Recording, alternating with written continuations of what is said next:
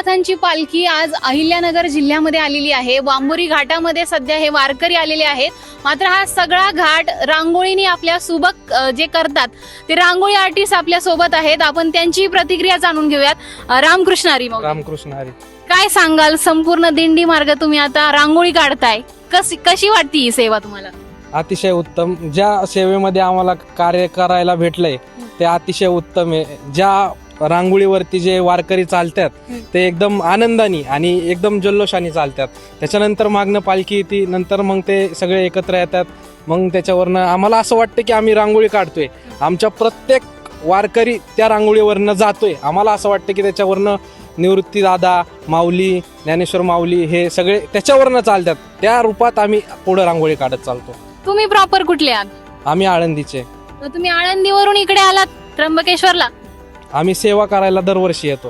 अच्छा, किती वर्षांपासून ही सेवा तुमची सुरू आहे? आता 5-6 वर्ष झाले। अच्छा, आता ही जी रांगोळी तुम्ही काढताय ही कुठून कुठपर्यंत काढत असता तुम्ही नेमकी? आम्ही त्र्यंबकेश्वरवरनं तर पंढरपूर पर्यंत। या सगळ्या प्रवासामध्ये नेमका तुमचा वारीचा अनुभव कसा आहे? एकदम अतिशय उत्तम। आणि जी माणसाला म्हणजे जी आनंद कुठंच नाही घेता येत तो वारीत आनंद घेता येतो। तुमच्यासाठी जर मी विचारलं वारी म्हणजे काय तर काय सांगाल?